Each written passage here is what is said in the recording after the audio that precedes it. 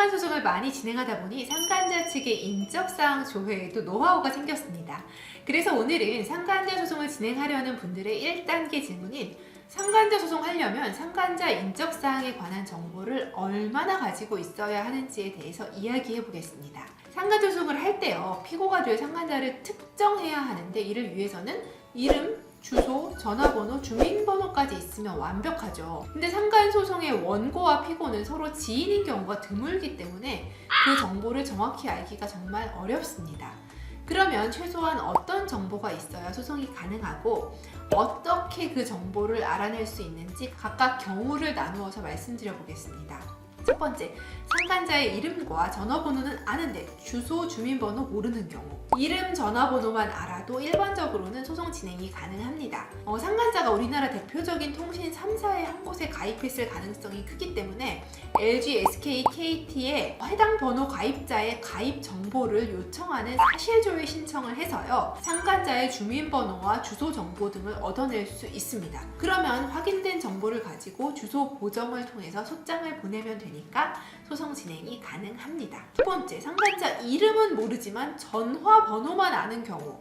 예를 들면 가명이나 애칭 정도만 아는 경우가 있겠죠. 배우자의 카톡을 우연히 보게 됐는데, 그래서 부정행위에 관한 증거는 확보했지만 카톡에 배우자가 상간자의 이름을 홍길동 부장 이렇게 저장을 해주거나 해서 이름을 확인할 수 없는 경우가 있어요. 대화를 보아도 자기야 등으로 호칭할 뿐 이름을 정확히 부르지 않아서 이름을 확인할 수 없는 경우가 있죠. 이런 경우에는 소송을 포기해야 할까요? 상간자 이름은 모르시지만 전화번호를 아는 경우는요, 해당 번호의 가입자 정보를 통신 3사에 요청하는 사실조회 신청을 통해서 상간자의 정보를 확인하는 것을 시도해 볼 수도 있습니다. 세 번째, 상간자의 얼굴만 아는 경우가 가끔 있습니다. 블랙박스 등에서 상간자와 배우자의 애정행각, 포옹, 키스, 모텔 출입 같은 장면을 발견해서 얼굴만 알게 되는 경우가 있으신데요. 이런 경우에는 얼굴만 가지고 상간자의 인적사항을 특정할 수는 없기에 얼굴만 가지고 소송 진행은 어렵다고 생각하셔야 될 것 같습니다.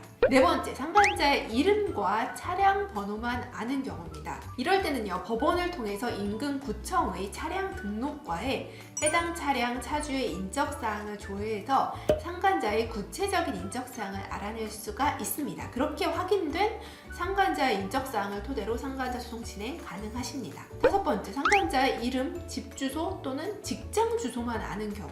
상간자의 이름과 집 또는 직장 주소를 안다면요, 일단은 소송 진행이 가능한데요.